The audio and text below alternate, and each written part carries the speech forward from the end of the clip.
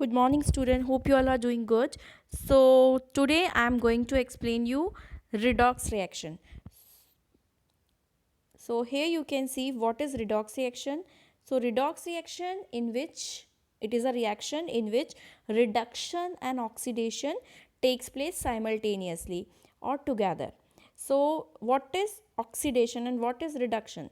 So oxidation, you can simply understand that oxidation is the addition of oxygen to the substance and or removal of the hydrogen. So during oxidation, either oxygen is added or hydrogen is removed from the substance. So one example is given, so you can see here formation of carbon dioxide. So in this reaction, when oxygen is added into the carbon, then only carbon dioxide is formed. So this reaction is an example of oxidation reaction. So carbon, where carbon is combining with oxygen to produce carbon dioxide. So here it is written that carbon is being added to oxygen is being added to carbon. Therefore, the carbon is being oxidized. So here we can say carbon is being oxidized because oxygen is added into the carbon. Another example is given, hydrogen and oxygen. So here also you can see hydrogen is being oxidized here also because oxygen is added into the hydrogen and forming water. Another is given of magnesium. So when oxygen is added into the magnesium, magnesium is being oxidized and produce magnesium oxide, MgO. So here oxygen is being added to magnesium, and we can say that magnesium is being oxidized to produce magnesium oxide. Now oxidation is also said oxidation is also a reaction in which hydrogen can be removed. So so two reactions are given. So here you can see one metal is zinc, another one is an acid. So you know that zinc is more reactive than hydrogen, so it can easily remove the hydrogen from the HCl and it will form the zinc chloride plus hydrogen. So removal of hydrogen is going on. So HCl is, we will say, so from where hydrogen is removed? From the HCl. So we can say that HCl is being oxidized to hydrogen.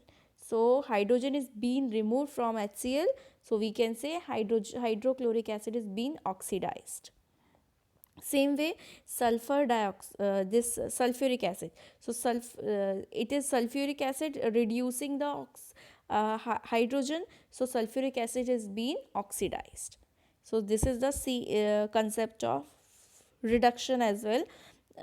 Reduction is just opposite to oxidation only. So in this you can see it is just opposite, addition of hydrogen and removal of oxygen. So further addition of hydrogen reactions are given. Formation of HCl. So we all know when chlorine is added or hydrogen is added to the chlorine, it will produce hydrogen chloride.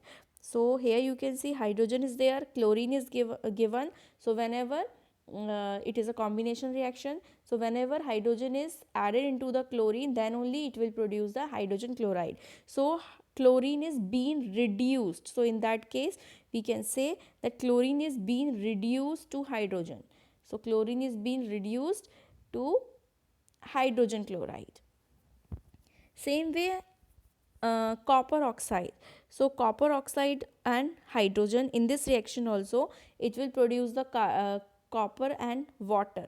So here also you can see whenever this reaction will takes place, so what will happen?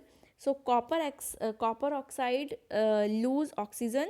So we can say the copper oxide will reduce to oxygen. So here oxygen is, removal of oxygen is going on, and in the first reaction addition of hydrogen is going on. So here Cl2 is reduced and here copper oxide being reduced to copper. So redox reaction, both the redox reaction, oxidation and reduction both takes place simultaneously or all together.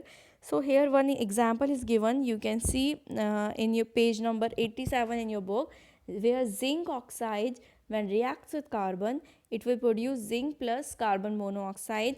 So in this zinc oxide, removal of oxygen is called reduction, and addition of oxygen is called oxidation. So here in this reaction you can see, in this one reaction only, reduction and oxidation both takes place together.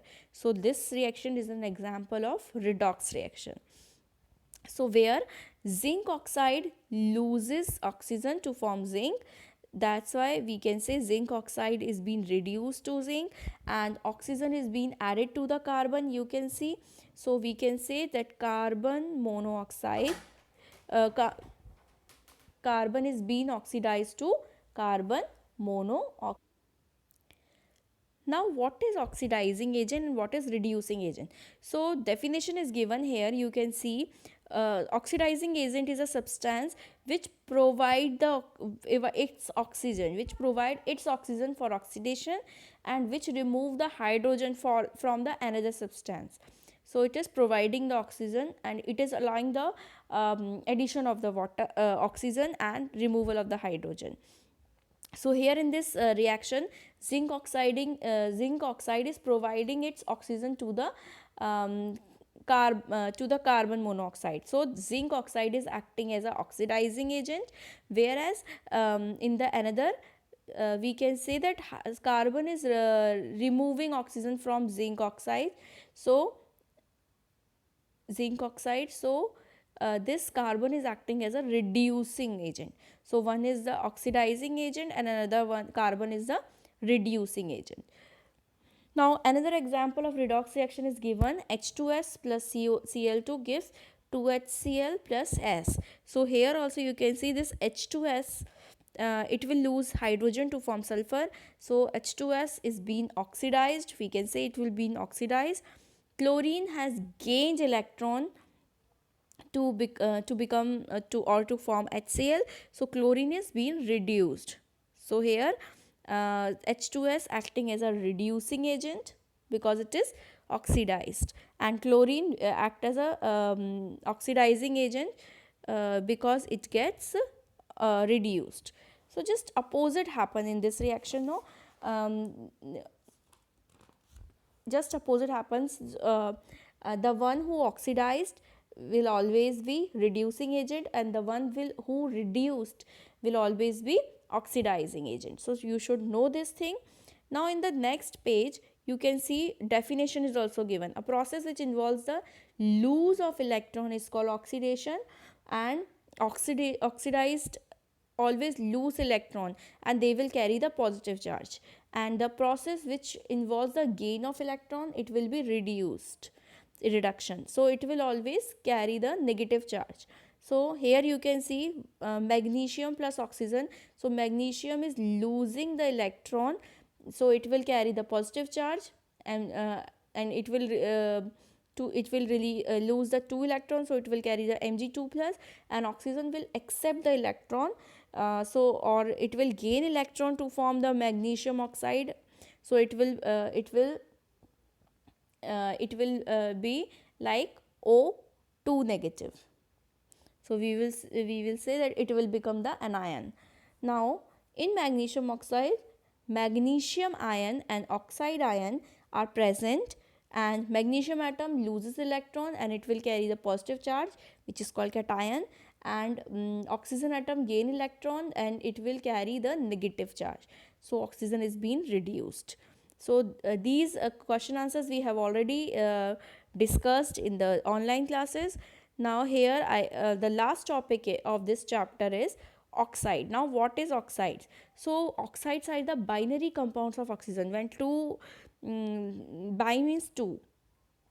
So when the bi means 2 or both, so 2, and we know that oxygen always exists as a molecular form. So oxides are basically the binary compounds of oxygen. They are the oxides of the compound which are made up of oxygen and one more element. So it can be of metal plus oxygen, it can be of non-metal plus oxygen, like this. So you can see oxygen and sodium. So sodium is a metal, oxygen is a non-metal. So oxygen can form its oxide with metals also and non-metals also. So based on that, there are four types: non-metallic, metallic, amphoteric, and neutral oxide. Now what is non-metallic oxide? Non-metallic means whenever non-metallic means whenever metal non-metal reacts with oxygen and form the non-metallic. So here you can see few examples are given: carbon dioxide, sulfur dioxide, nitrogen dioxide, all are the example of non-metallic, because in this one is non-metal, one is metal. So carbon, sulfur, nitrogen, they are and oxygen, all are the non-metals. So now whenever non-metallic compounds or oxides they react with water, they produce the acid. So you should know this thing always, that whenever non-metallic oxide, which is made up of non-metals, they combine with water, they will produce acid. So here reactions are given whenever CO2, SO2 and NO2 reacts with water. So CO2 will form the carbonic acid, H2CO3, then SO2, H2SO3, NO2, HNO3 plus HNO2. So you can see here metallic oxide. Metallic oxide means metal plus oxygen. So so few examples are given here. You can see one is metal, one is non-metal. So sodium, potassium, calcium, all are metals, and oxygen is non-metal. So these are the examples of metallic oxides. So whenever they will react with water, they will produce a base. And we all know that acid turn blue litmus into blue, whereas bases turn red litmus into blue. So that is the with this indicator we can find out whether the given solution, or whether the solution is acidic in nature or basic in nature. Now metallic oxide reacts with water, it will produce the sodium hydroxide, potassium hydroxide, or calcium hydroxide. All the three are the bases. Next next oxide is amphoteric. Amphoteric means they are the intermediate oxide. They shows the property of both acidic and as well as basic oxides. So few examples are given: ZNO or Al2O3. So zinc oxide or aluminum oxide are the amphoteric. They can possess both the property of acids and bases oxides. Now neutral oxide, so they are neutral. They do not show the property of either acidic oxide or basic oxide. So the example are water, carbon monoxide. These two are the water. Now what will happen, now definition is given that acids and bases. So acids are the compounds which produce hydrogen ion when they are dissolved in water. So when we dissolve acid into water, they will produce hydrogen ion, and they turn blue litmus into red. And whereas bases are the compound which produce hydroxyl ions, OH negative ions, when we dissolve it into water, and they turn red litmus paper into blue. Now one activity is given in this, how we can check the color of red litmus paper when dipped in the solution. So here when we have the metal oxide, it will produce, whenever metal reacts with magnesium, which is a metal, reacts with oxygen, it will produce the white powder of magnesium oxide. And when we will add more water into magnesium oxide, we will get the base, magnesium hydroxide. So whenever we dip red litmus into the this base, it will turn into blue. So that blue color indicates that the given this new form base is basic in nature. Now to give reason type of questions are given here. Why does a pure substance melt or boil at fixed temperature? So the answer is because a pure substance is made up of only one type of material or one type of atom. That's why it can boil and melt at fixed temperature. Another give reason question is why the boiling point of tap water is above 100 degrees Celsius. So the answer is because tap water contains some dissolved salt. That's why the boiling point of water is above 100 degrees Celsius. So this is all about the question chapter we have already discussed in a homework. Please do the exercises and all. Thank you and have a nice day. God bless you all.